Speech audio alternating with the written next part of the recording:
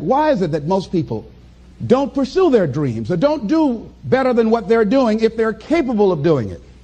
I think that many of us don't go the next step because we don't know what to do yet. And I say that the reason that we don't even explore the possibility of what to do is because subconsciously we don't believe that it can happen for us, and we don't believe that we deserve it. So here's what I'm suggesting.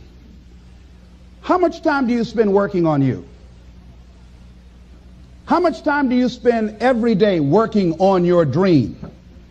In the last 90 days, how many books have you read? In the last year, what new skill or knowledge have you acquired? What kind of investment have you made in you? So I'm saying that as you begin to look at where you want to go, if you want to make it today, and things are changing so fast you have to literally run to stand still, I'm saying that you've got to make some conscious effort to begin to work to develop you. Here's something else. Most people are not living their dreams because of fear, ladies and gentlemen. I was in Columbus, Ohio yesterday speaking for a particular Ohio department. A young lady named Karen who greeted me, who organized the event, very talented, very skillful. And she was talking about she wanted to become involved in the consulting business. I said, why aren't you doing it? I said, you have the abilities. I said, you're not here because they like you. You're here because you're doing the job. You're making things happen. And she came up with all kinds of ideas, but finally she said, I guess I can't see myself doing it. I guess I'm afraid. Fear, limited vision, and lack of self-esteem is what keep most people doing things they don't want to do. I flew from Columbus, Ohio to Denver, Colorado to a major communications company. And the person that picked me up at the airport told me about the fact that the company was planning on having a major downsizing. And they offered some of the employees there an early retirement, and some of them will earn as much as $300,000. And they said, this is the last time that you can take this offer. If you don't do it when we have the downsizing, you might be among those who will lose their jobs, and all you will get is your severance pay.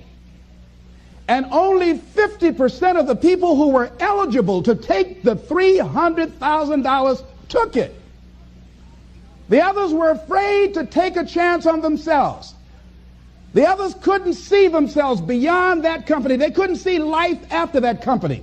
The same reason that people stay in relationships where they're abused or they're unhappy or it's unfulfilling. They can't see themselves beyond that relationship. They can't see themselves enjoying life without that person. They think that this is all that they can do. The same reason that people get stuck at a certain level in life. They can't see things being better for them. And they think that this is it and this is all they deserve. This is all they've ever seen. It's been passed on to them. And they think that this is it for them. Oh, no. I was looking what Dr. Blanton, Smiley Blanton, who is a colleague of Dr. Norman Vincent Peale, what he said about fear. He said, fear is the most subtle and destructive of all human diseases. Ladies and gentlemen, fear kills dreams. Fear kills hope. Fear put people in the hospital. Fear can age you. Fear, ladies and gentlemen, can hold you back from doing something that you know within yourself that you're capable of doing, but it will paralyze you.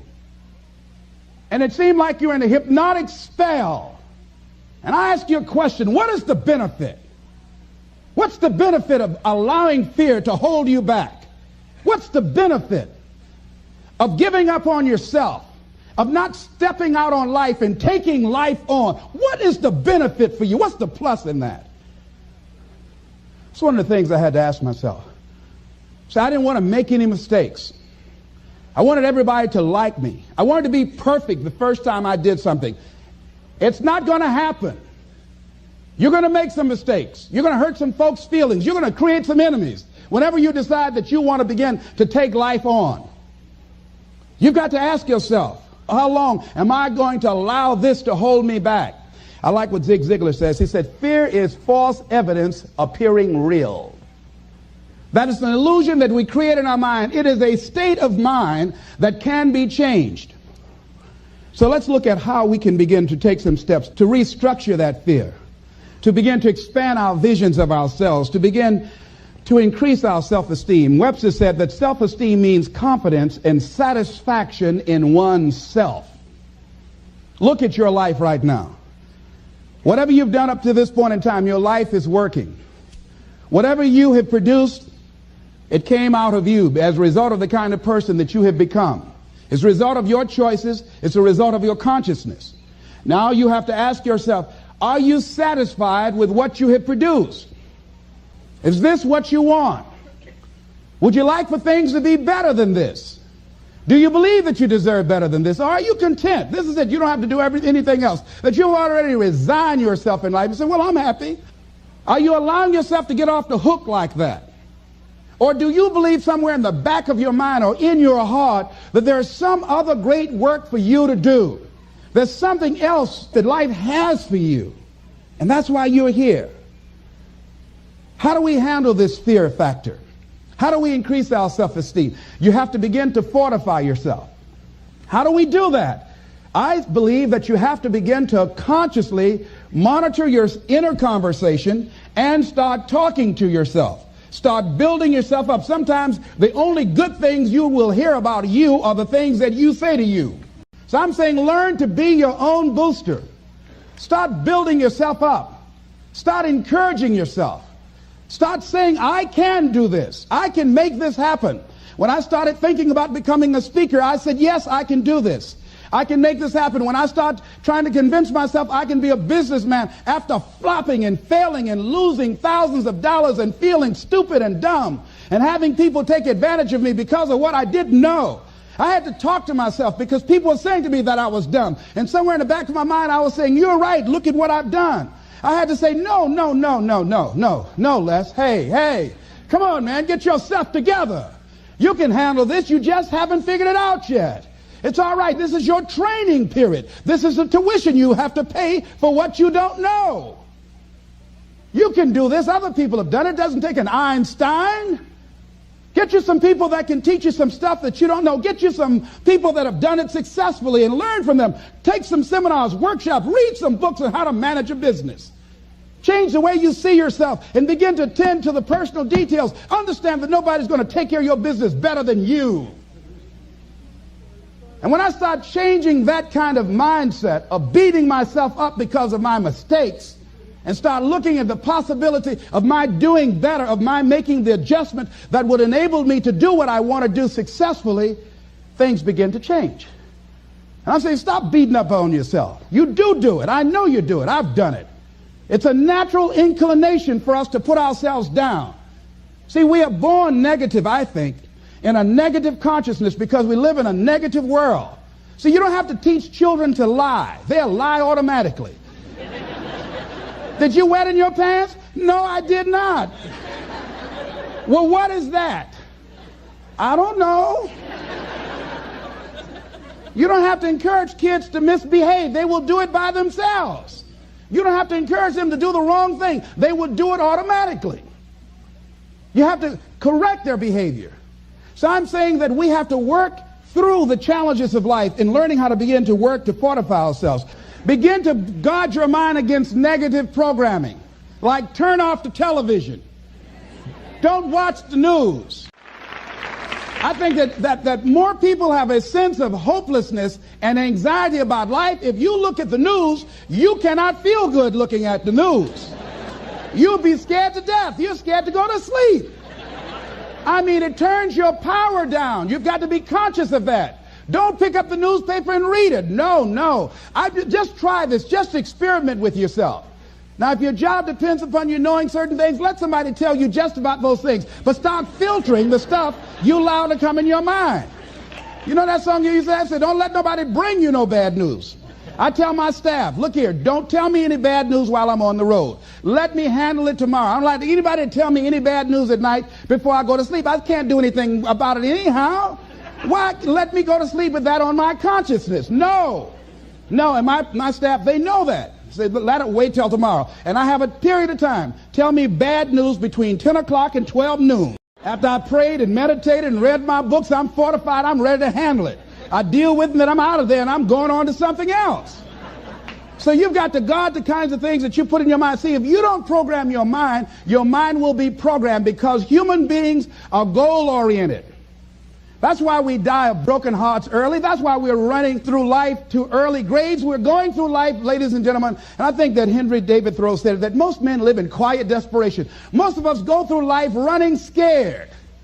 Larry DeAngie, who I think is going to be one of the greatest motivational speakers around today, told me a story, a true story of a friend of his, that every day when he came home from school, when he would get to a certain block in his neighborhood, there was a neighborhood dog that would chase him.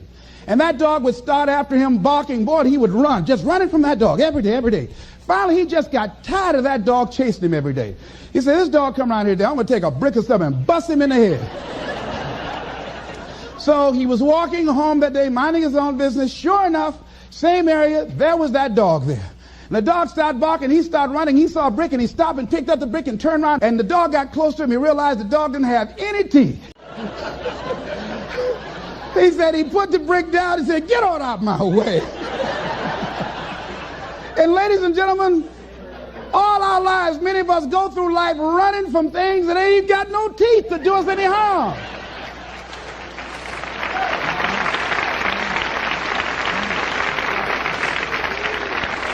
Haven't you been afraid to do something, and then after you did it, you say, whoa, if I'd known it was this easy, I would have done it before. Haven't you ever had that experience? Raise your hand. Absolutely. So we created this in our minds, false evidence appearing real. We made it real in our minds. That's why Churchill said there's nothing to fear but fear itself. That's the destructive monster. So turn off things that can contribute to your fear. Turn a deaf ear to people that all they can do is talk about how negative things are, because they have bought into the consciousness of the world. Start attending workshops, seminars, listening to tapes on a daily basis to begin to recondition your mind, to retrain your thinking. Faith comes by what? Hearing and hearing and hearing. Listen to things that can empower you, that can enable you to create a new reality for yourself, and a new life for yourself. You might appear to be strange around most people. You know, most people think you're strange if you're happy today. People say, how you doing? I said, better than good. Whoa, what's wrong with him? Just go around smiling and watch people. Look at this. Is this a weird guy over here? Because most people don't smile. Watch them. Look at their faces in the morning. Here we go, another Monday morning. How you doing? Haven't had my coffee yet. Don't ask me. See, these people have not found their purpose in life. That's why they're grumpy. That's why they're miserable. That's why they're so negative. They're hurting, and they want to hurt other people. So start practicing using programs for your mind. Seminars, books, workshops. Keep a journal. Record your thoughts. What's happening with you? Every day when you get up, have a journal near you. I use a Jack Boland journal so that I can write down my ideas. I keep it by my bed so I can write down my thoughts. See, ladies and gentlemen, we get 3 to 4 thoughts a year that if we would act on those thoughts, they could change our life. Don't say, well, I'll remember that. No, write that thought down. I got a thought today I wrote down. A friend of mine is in the hospital. His morale is low. They're talking about amputating his foot. He's got to feel very bad. So I said, you know, not only am I going to see him, but I can't be there with him all the time. I said, I'm going to create a tape for him that he can listen to that will heighten his level of morale. We told him the other night, don't go to surgery. You are depressed. Your energy level is down. No, tell him not now. Don't do it now. In fact, most doctors who have any sense of awareness don't perform surgery on patients that are in a state of fear, that don't think they will make it. They wait till they're in a different state of mind. So I said, what about making tapes for people that are facing physical challenges? I said, that's a good idea. All right?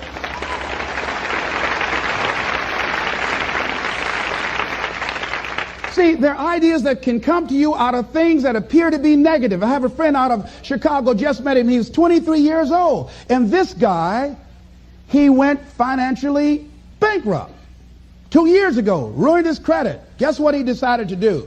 He found a blessing in it. He wanted to restore his credit. It was very challenging, very difficult. And he realized that a lot of other people during these particular times had ruined their credit. So now he started a credit repair business. Last year he earned over $100,000 helping people to restore their credit. I met a young lady who attends this church, that she was at her father's funeral and she was putting flowers on her father's grave, and she looked around and saw the other grave sites. They did not look well groomed and they were not attended to on a regular basis. She started a grave site maintenance business. Out of that tragedy, something positive has come out of it. And now she's earning more money doing that than on her present job. What idea are you sitting on? Write your ideas down. And then, what idea are you sitting on? Write your ideas down. And then, once you get that idea, take the leap. Hello? Take the leap. See, a lot of people get the ideas and just walk around with them. Have you ever had an idea and all of a sudden you looked around and somebody had that idea and gone with it? Think you're going to be going with my hospital idea. Forget that, buddy. We will be out there together, Jack. Take the leap. See, it's out here in the universe. If you don't take the plunge, I guarantee you, somebody else will. Take the plunge. Go into action. And ladies and gentlemen, you will be surprised at how things will come together. You'll be surprised. Now, you're going to have some difficult challenges. I can tell you that now. Be aware of that. Things are not going to work out exactly right. For a time they will, sometimes. And that's when life is just playing a game with you. Want you to feel good and relax. And then after a while, say, okay, the honeymoon's over now. And then life will come over there and slap you side the head. Say, what you doing out here? Well, this is my dream life. Is that right? Come over here a minute. Oh, you went to the seminar, huh? Come here. I can tell you that. But ladies and gentlemen, go into action with your dream. And don't avoid where the fights are. Get in the midst of the fight. And get some hickeys on your head. Get knocked down so you can learn how to fight, so you can hold your position. See, most people don't get out in the arena of life because they don't want to fight. Most people don't get out there because they don't want to get knocked down. They don't want to be dropped to their knees. But see, you're going to be dropped whether you're on the field or whether or not you're sitting on the sidelines. You're going to be dropped. So at least get dropped for something. Don't get knocked down while you're sitting down. See, that's how most people are spectators in life. You don't want to be a spectator. You want to get out in the field where the action is. And you will be amazed. After the struggle, there will be a calm period and things will begin to click for you. Come out here with what you got. You don't have enough money? Don't worry about it. You got the dream. You got the idea. You don't have enough resources? Don't worry about it. You need some help? Don't worry about it. You get out here in the arena, someone will look at you and become inspired and say, hey, can I help you? But if you're sitting up on the bleachers, nobody's going to ask you anything. You've got to get into the flow of action. Frances Harth called me from Chicago. She had been sitting on an idea of a show that she wanted to produce for 10 years called Mind-Body Connection. So someone saw me speaking in Chicago at a sorority convention and said, I saw a guy that perhaps can host this show for you who has energy and charisma. She called me. She was so fired up. I said, listen, on the day that you want to do that, I'm speaking in Chicago. I can do it for you. And I said, by the way, I met somebody 2 weeks ago in Baltimore who has an idea of the same type of show, and she's doing it on radio. Why don't you call her? And then she called me back. Who else would you suggest? I said, well, I know Deepak Chopra. He wrote the book called Quantum Healing, and Bernie Siegel. Could you get his number? I tell you what, I have a friend named Jack Boland at the Church of the Day. He knows how to get in touch with him. Call him, and he will give you the number so you can get in touch with Bernie Siegel. That lady started calling all around, did not have the resources, but she had this idea and dream. And she said the other night when she came before the audience that had gathered in the studio, she said, I feel like I've been pregnant for 10 years. And tonight you're going to witness a beautiful delivery. And it was. She said, I couldn't believe, Les, how things began to happen, how it all began to come together. When you want something out of life, you've got to be willing to go into action. Don't wait around for things to be just right. Don't wait for things to be perfect. Don't wait for the ideal situation. It will never be ideal. There will always be a reason. Well, as soon as the children grow up, or as soon as I pay my bills, or as soon as I get my divorce, as soon as I get enough money together, do what you can, where you are with what you have, and never be satisfied. A lot of people never take a chance in life. They don't want to take any chances. They want the situation to be ideal. See, that's not walking by faith. That's walking by sight. I was born in a poor section of Miami, Florida called Liberty City. I was born in an abandoned building on a floor with a twin brother. And when we were 6 weeks of age, we were adopted. And when I was in the 5th grade, I was identified as EMR, labeled educable, mentally retarded, put back from the 5th grade into the 4th grade. And I failed again when I was in the 8th grade. I don't have any college education, but because of my mother, and I feel like Abraham Lincoln, who said, all that I am and all that I ever hope to be, I owe to my mother. I saw a sign once that said that God took me from my biological mother's womb and placed me in the heart of my adopted mother. So my first major goal was to buy my mother a home, to take care of my mother. And I did that, took care of her until she passed at 88. But I'll never forget when I met Mr. Washington. I was in a class waiting on another student, and he came in and he said, young man, go to the board and work this problem out for us. I said, oh, sir, I can't do that. He said, why? I said, I'm not one of your students. He said, look at me. I said, yes, sir. Go to the board and work the problem out anyhow. I said, sir, I can't do what you're asking me to do. He said, why? Sir, because I'm educable, mentally retarded, sir. And as the students erupted in laughter, he came from behind his desk, he looked at me and he said, don't you ever say that again. Someone's opinion of you does not have to become your reality. And that was a turning point in my life. On one hand, I was humiliated. But on the other hand, I was liberated. Because he looked at me with the eyes of Goethe, who said, look at a man the way that he is. He only becomes worse. But look at him as if he were what he could be.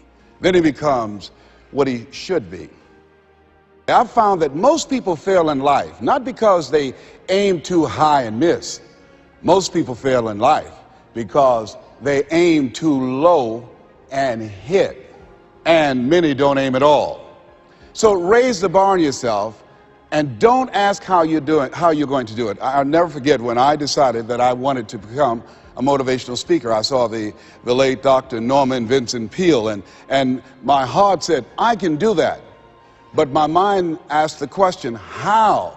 And for over 14 years, I would go see Zig Ziglar and Dr. Norman Vincent Peale and Jim Rohn and different speakers, and I would be in the audience, and my heart would pounce and say, you can do that, Les. And then when I would leave, I would be going to the parking lot, and my mind said, how are you going to do it? And I spent so many years trying to figure out how. I wasted 14 years. How many of you ever procrastinated? Raise your hands, please. Yeah, see, so as you begin to think about your goals, the most important thing is, and write this down, commit yourself. See, once you commit yourself, the how will come, the way will come. Once you commit yourself, you will then figure it out. And if you're going in the wrong direction, all you have to do is turn around and go in the other direction. You will figure it out. You want to begin to just challenge yourself. You want to stretch yourself because you really don't know what you can't do. Once you think about the goals that you want to achieve, and I really want to challenge you to make up your mind that you're going to make that happen for yourself. And I hope that it's some goal that really resonates with who you are. When I was a little boy, my goal was to just buy groceries for our family. My mother worked on Miami Beach. She was a domestic worker. And my goal was to really be able to go to the grocery store and purchase groceries ourselves. The families knew that my mother had adopted 7 children. And so they said, Mamie, whatever food is left over after we eat, you can take that home to the children. They were very kind, very, very considerate people. My mother, who when she worked on Miami Beach, the people were very kind. I was appreciative of their generosity. But as a little boy, I said, Mama, one day, when I become a big boy, I'm going to be able to buy groceries for us. My goal as a little boy was to buy clothes for my brothers and sisters. We wore the hand-me-down clothes of the children that Mama babysat for when she went over in Miami Beach. And if the clothes were too small, she would let them out. And if they were too large, Mama could sew and take them up. And I'll never forget David Sidursky. His father was very wealthy. Mama worked for him, but David was my buddy. And so his father gave him 2 gifts for his birthday. Gave him a brand new boat, but he also gave him some motivational tapes. Earl Nightingale, I'll never forget. So he said, David, man, let me tell you something. When I die, you're going to get everything. I want you to listen to these tapes. And when his father left the room, David threw those tapes in the wastebasket. I said, David, could I have those tapes? He said, yes. I said, man, your father said, if you listen to these, you can get more and do more than what he's done. He said, hey, look, I'm going to get everything anyhow. Go ahead, take them. Write this down. It's not what you leave for your children, it's what you leave in them. You have something special. You have greatness within you. And the only reason you're here, you are my assignment. You can feel me. Some of you feel me right here in your heart of hearts. And my goal is to get past your mind and into your heart. So it's necessary that you have the mindset that I can do this. You've got to begin to believe and to fortify that belief and feed that belief by listening to tapes, going to seminars and workshops, by challenging yourself, by stretching yourself. It was Osborne who said, unless you attempt to do something beyond that which you've already mastered, you will never grow. And as you begin to challenge yourself, you'll discover some things about yourself that you don't know right now. The other thing is you begin to look at yourself, look at your dreams, and begin to experiment and stepping into your greatness. One of the things that's very important, whatever goals and dreams that you have, make your move before you're ready. Price Pritchett, who's a great motivator and trainer, said, make your move before you're ready. We're instructed in life to walk by faith and not by sight. See, you want to really begin to stretch yourself. You want to become a risk taker. You want to raise the bar on yourself. Most people won't do that. See, most people engage in low-life living, low-risk living. Viscott said, if you're not willing to risk, you cannot grow. And if you cannot grow, you cannot become your best. And if you cannot become your best, you can't be happy. And if you can't be happy, then what else is there? I like what Helen Keller said, life is short and unpredictable. Eat the dessert first. And so you want to begin to take some chances. You want to begin to challenge yourself and make it okay to fail and learn from your failures. Don't allow fear of failure and the allure, the attractiveness of playing it safe in life to draw you in. You can't get out of life alive. You've got to die to leave here. Other thing is you look at yourself and look at your dreams, detoxify your life. Write that down. See, I think that most people never achieve their true goals in life because they're surrounded with too many toxic, negative, energy-draining people. You've got to look at the people in your life and ask yourself the question, what is this relationship doing to me? How is it impacting my life? Am I a better person? Sidney Poitier wrote a book called The Measure of a Man. In there he said, when you go for a walk with someone, something happens unconsciously. It's not spoken.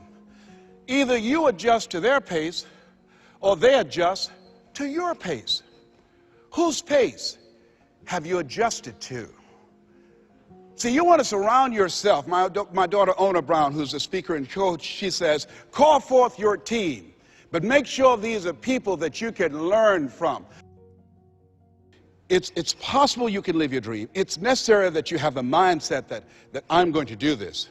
But you've got to take ownership. You've got to decide, hey, I'm going to do this. You've got to take responsibility for your life. George Bernard Shaw said the people that make it in this life, they look around for the circumstances that they want, and if they can't find them, they create them.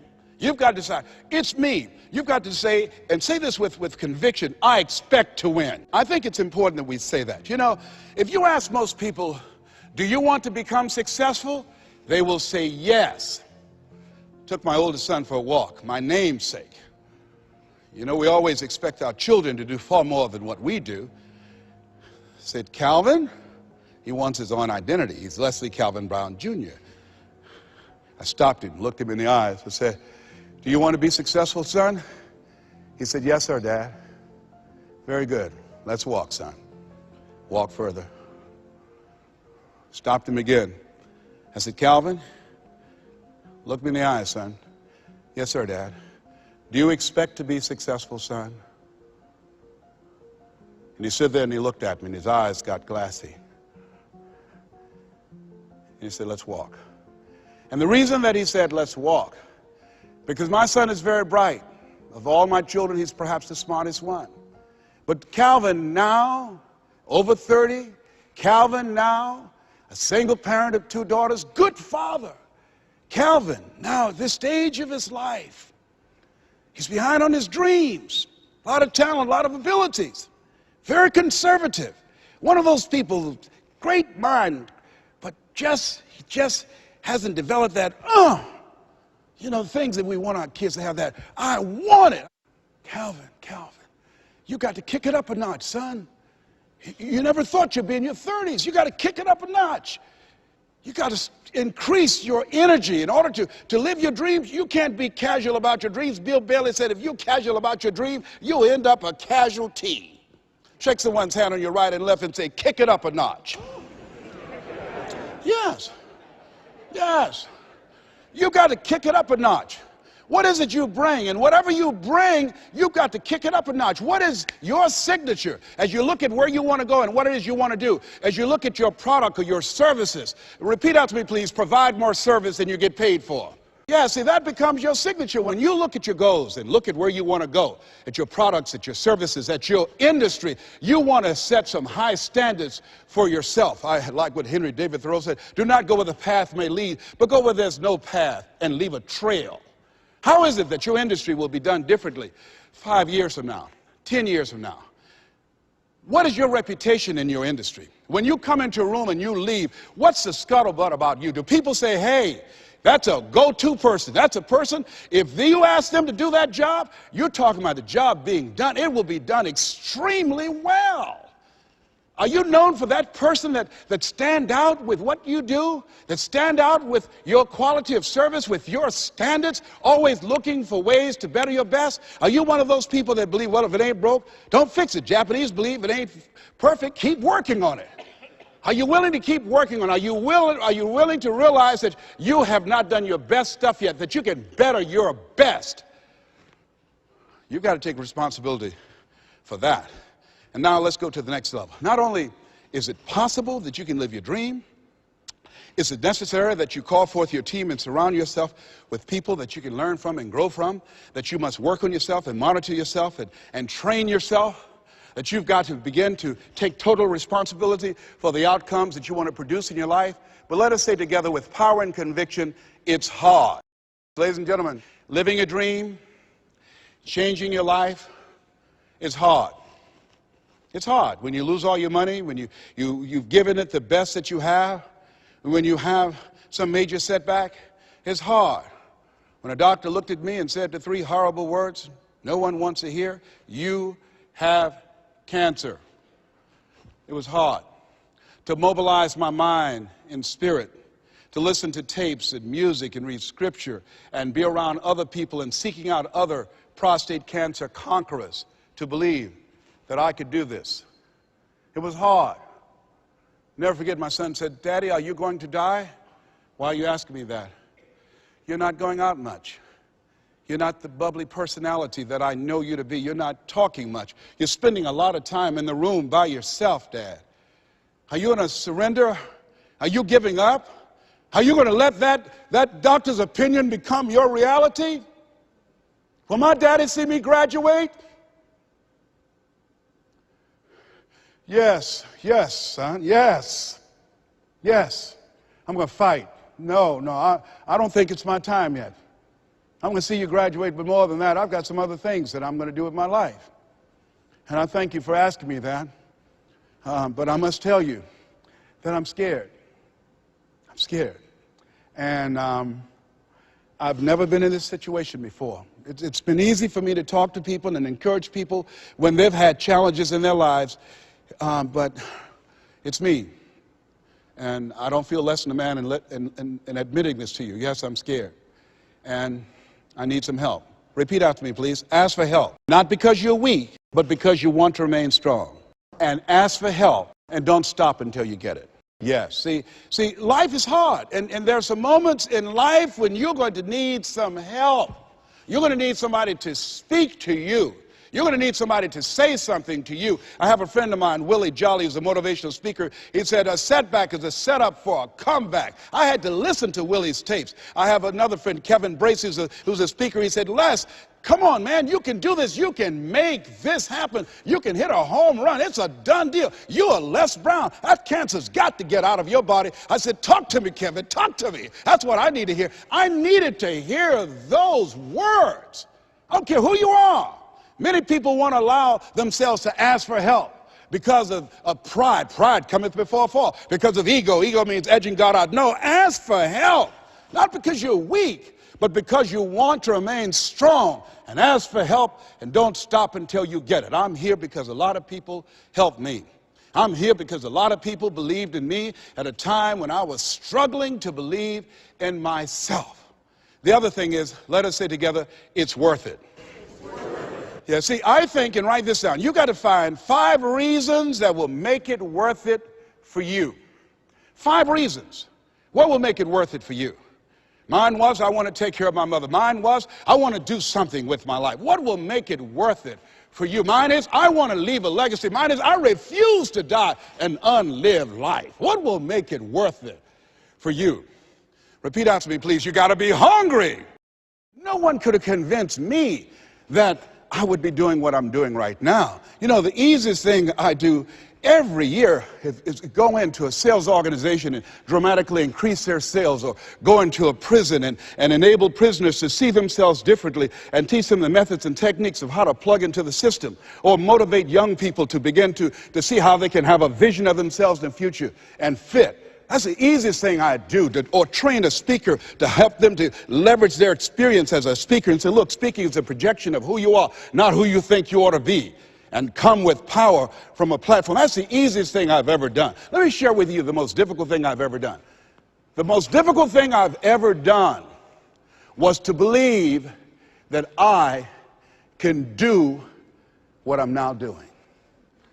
No one could have convinced me, just given my circumstances. I earn millions of dollars every year. No one could have convinced me. If both my parents came up here right now, I would not know either one. No one could have convinced me, being labeled educable, mentally retarded, born in an abandoned building on the floor in Liberty City, poor section of Miami, Florida, failing twice in school, no college training, never worked for a major corporation. I did not know I can do what I'm doing right now. I'll never forget Mike Williams, my mentor. I think a lot of people fail in life because of the fact that they need some mentoring, they need some coaching.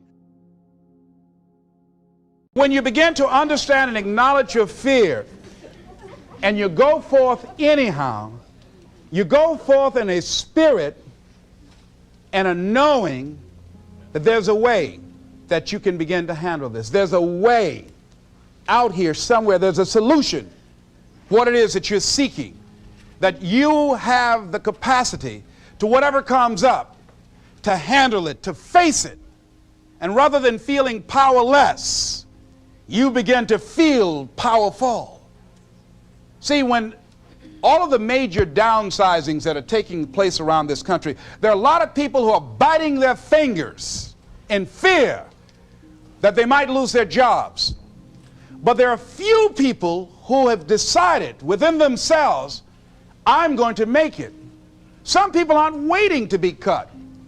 Some people are moving on their own because they feel within themselves, I've got what it takes to make it. They're not afraid about tomorrow because of how they see themselves, because of what they feel that they deserve, because of what they feel that they can create for themselves. Because these people have decided, as they look at the future, as they look at themselves, there's a way. Where there's a will, there's a way for me to begin to create a way out of no way. And when you have that kind of consciousness, when you have that kind of spirit, nothing can stop you. Nothing. What would your life be like as you look toward the future if you decided, I'm not going to allow my fears to stop me? What would your life be like?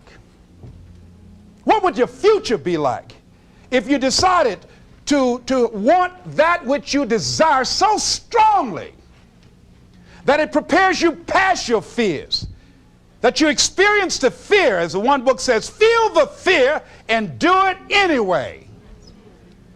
What would your life be like? And I'm saying to you that all of us who have been entombed by fear have the capacity to resurrect ourselves. Is it easy? No. It's not easy. Can I do it? Yes. What's one of the ways to get started? Some of us need somebody to hold our hands. Sometimes we need somebody to help us out. Be willing to say, I don't know. Be willing to reach out. Be willing to get some assistance to take you to the next level. One great athlete, you never expect boxers to make profound statements. I think it was Joe Frazier who said this one. He says, all of us are like the blind man at some point in our lives standing on the corner waiting for somebody to lead us across. See, all of us at some point in our lives need some help, need someone to reach out to us, to throw out the lifeline, to help us go across some treacherous waters that we couldn't navigate by ourselves. None of us do it by ourselves. All of us at some point of our lives. We need that kind of help.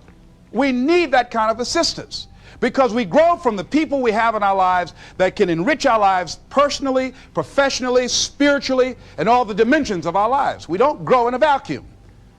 So as you look at yourself, what are the fears you have that maybe you need some help in strengthening yourself in that area? As you assess your strengths and your weaknesses, as you begin to approve yourself and your passions and your dreams and your goals and the things that you want, if you decide to experience all of your true potential, as you decide to manifest all of your greatness, as you decide, wait a minute, what else is available to me out here if I decided to experience the fear of rejection, the fear of no, the fear of failure, the fear of standing by myself? What else is available?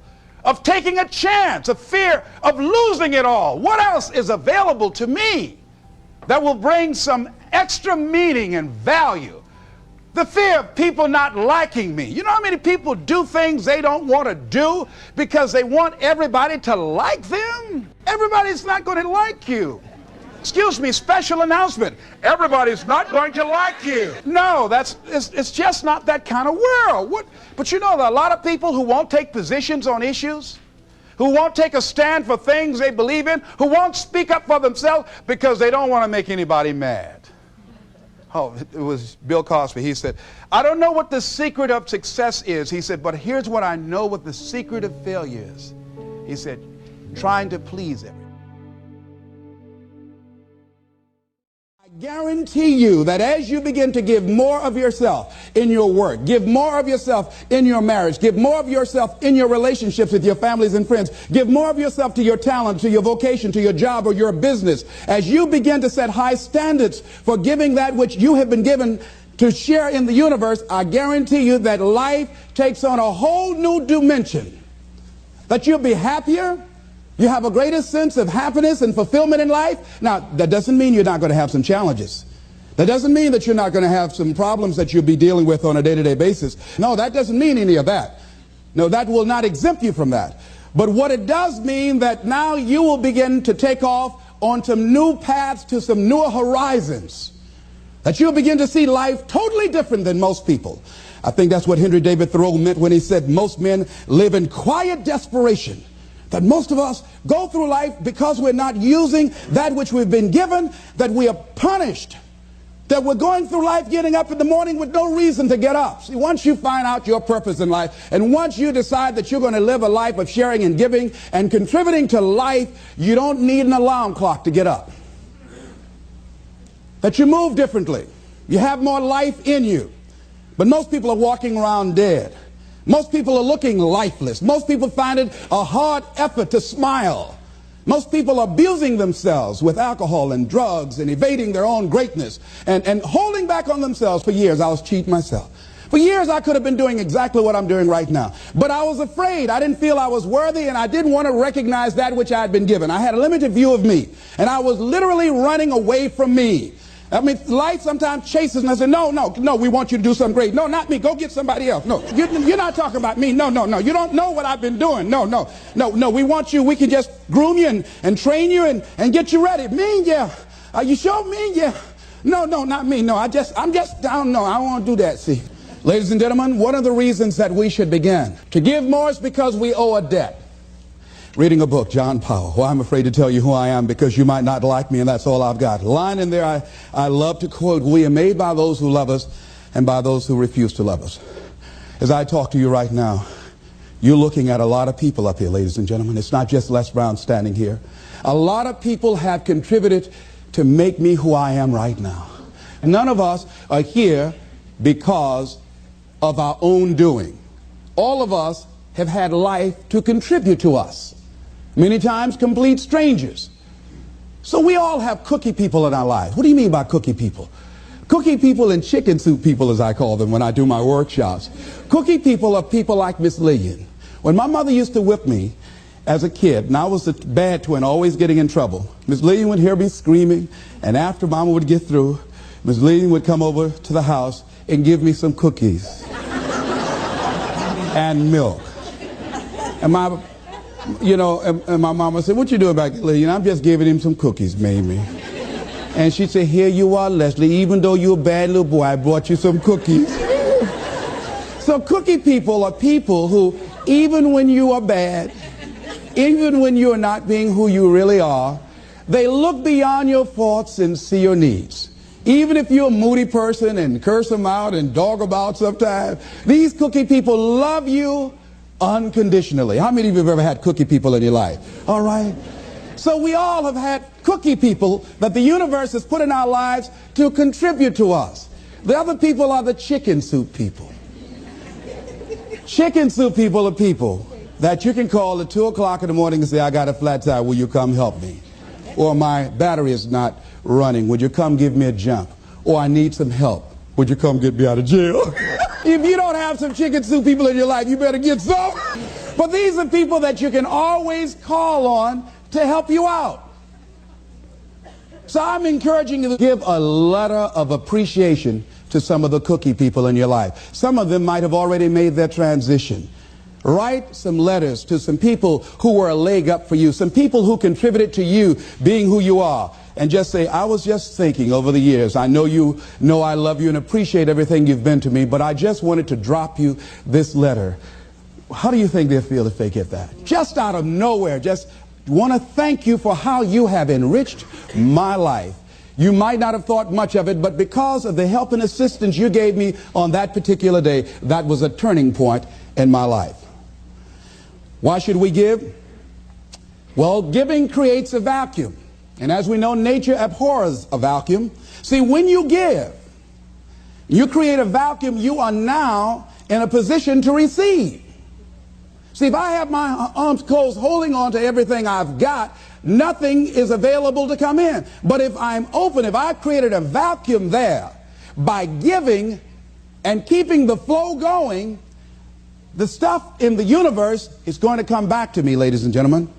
It's going to come back. Whatever you give, whenever I go into a room and give a speech to inspire people, to help them to develop their greatness, if you get 10% of what I get, because as Bach says, we teach that which we need most. I'm not wearing any crown. I need it as much as I'm sharing it. I'm still growing. I'm still unfolding. I'm still seeking to discover my greatness. And if you get 10% of what I get when I walk out of here, see, there will be a different man walking out of here than who came in here. And as I give, and the more I give to you, the more I get.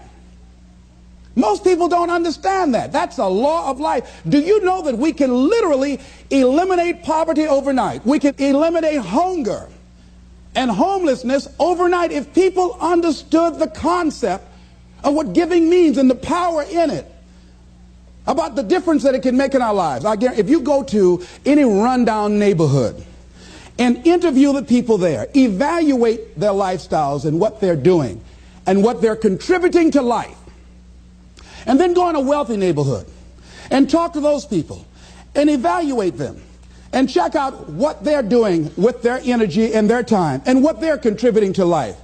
Here's what you're going to discover what Earl Nightingale said. He said, our success in life is directly related to the quantity and the quality of the service that we give. I guarantee you that you will find that people who have more, people that are living the abundant life, are the contributors to life, ladies and gentlemen. They are the people that are giving more. And the people who are operating out of scarcity and poverty consciousness, these are the people that are down and out.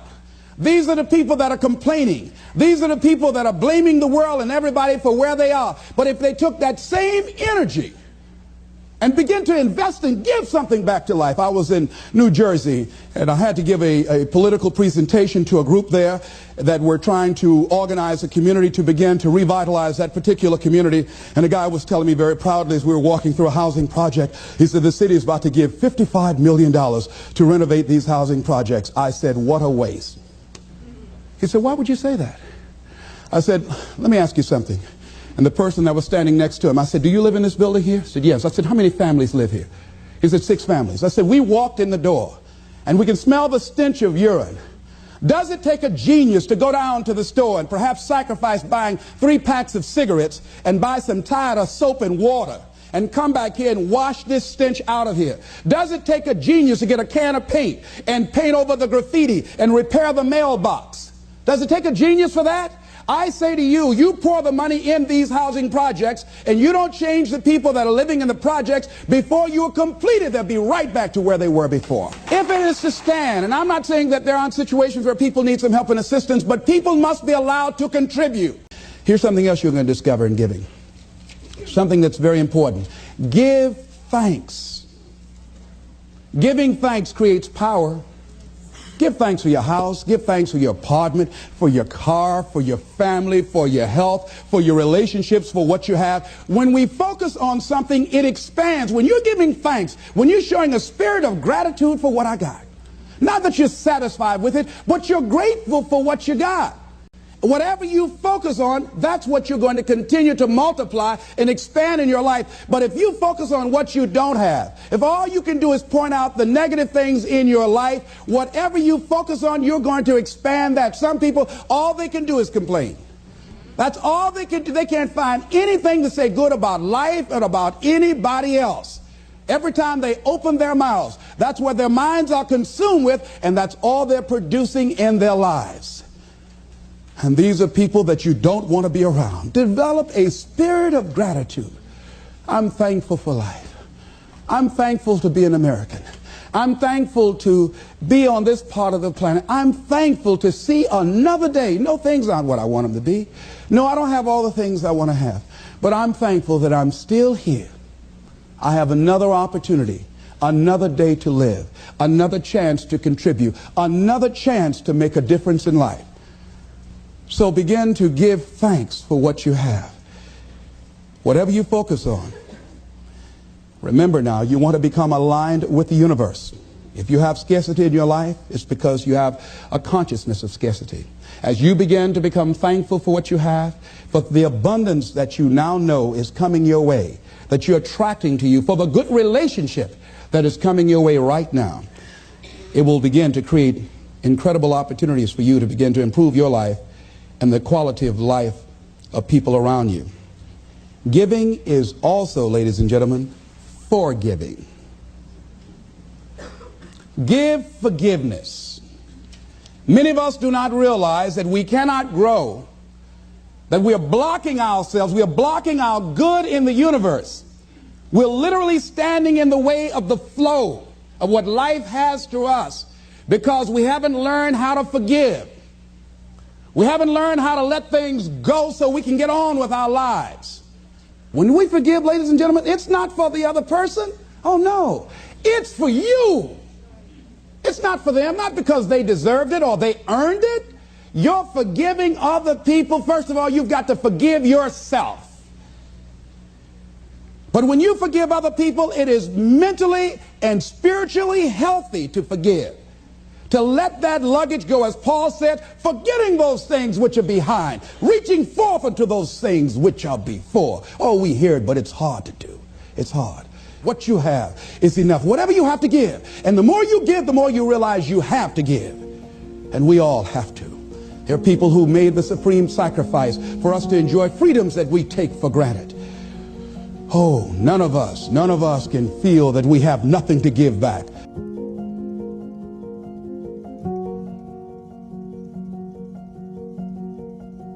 If you do what is easy, your life will be hard.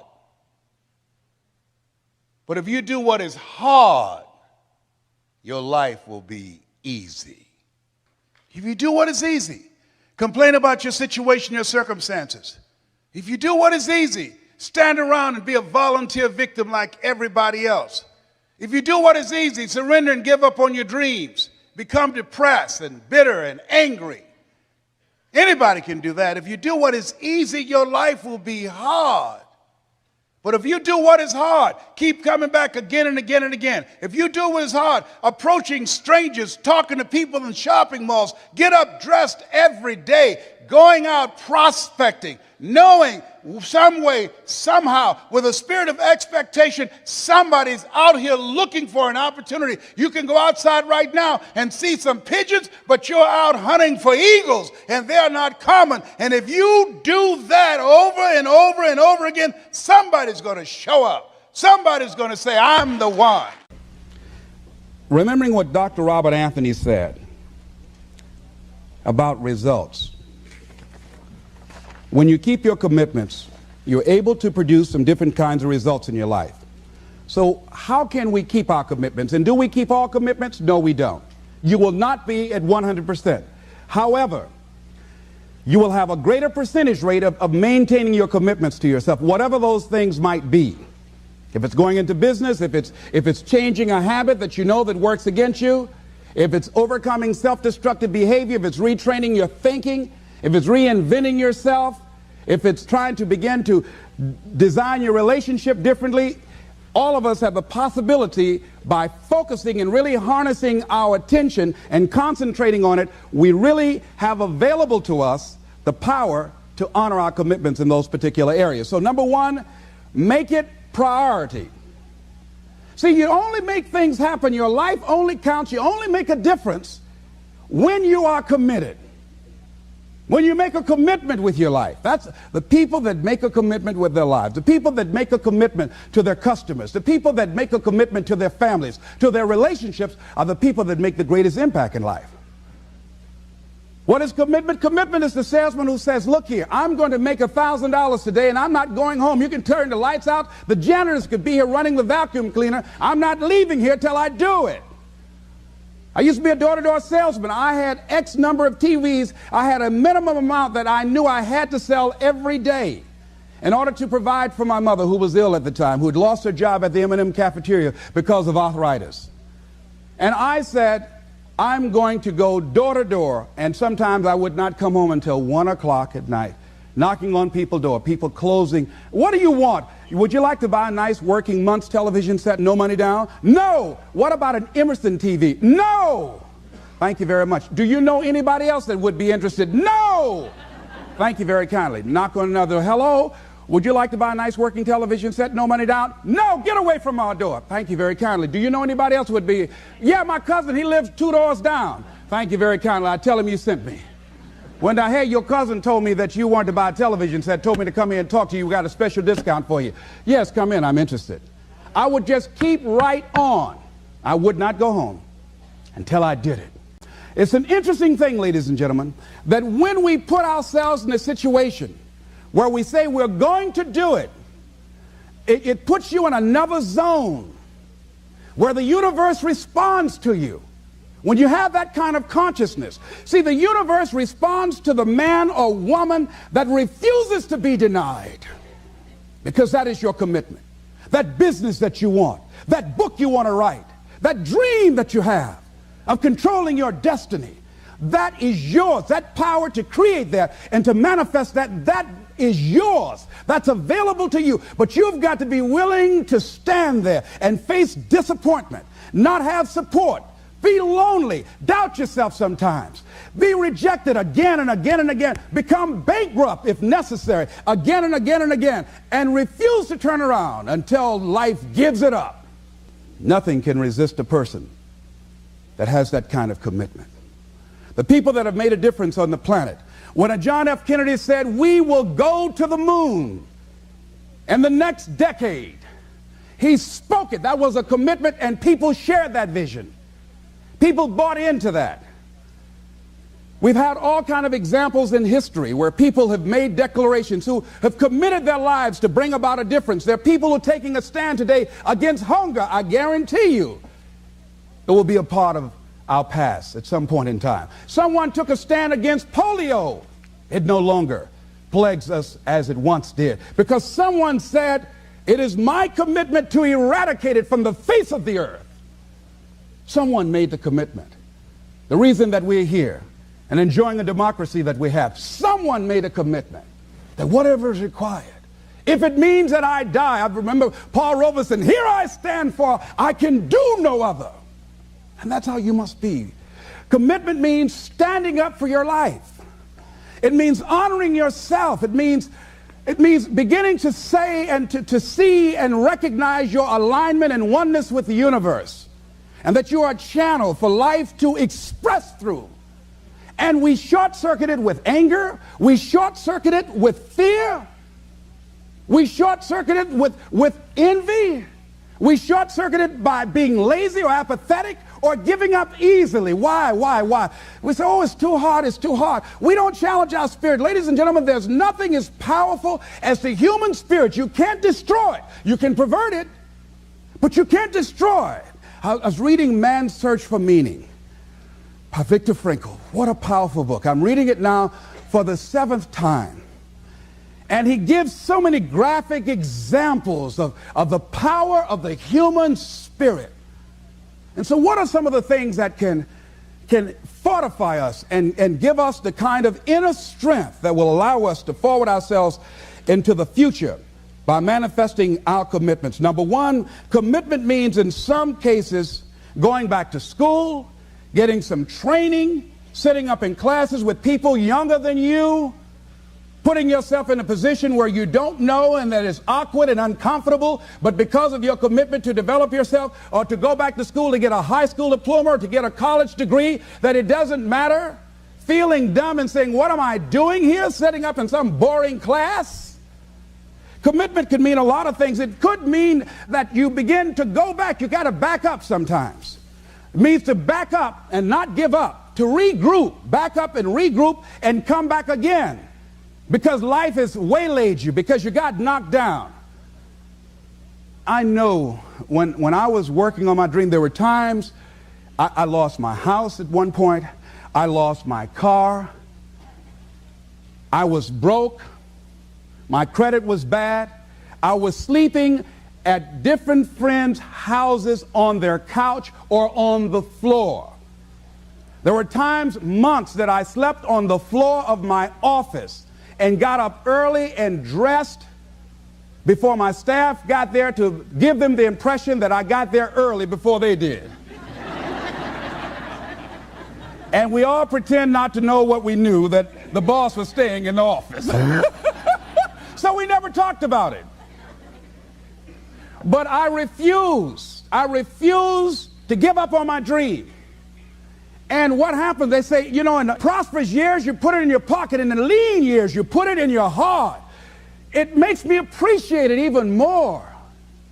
Even more. I wouldn't trade it. I wouldn't trade it for anything. The disappointment, the pain that I've gone through by keeping the commitment. Keeping the commitments that you have might mean taking a stand that's unpopular. Something was said one time. When you take a position, it says, cowardice asks the question, is it safe? Politics asks the question, is it popular? But conscience or commitment asks the question, is it right?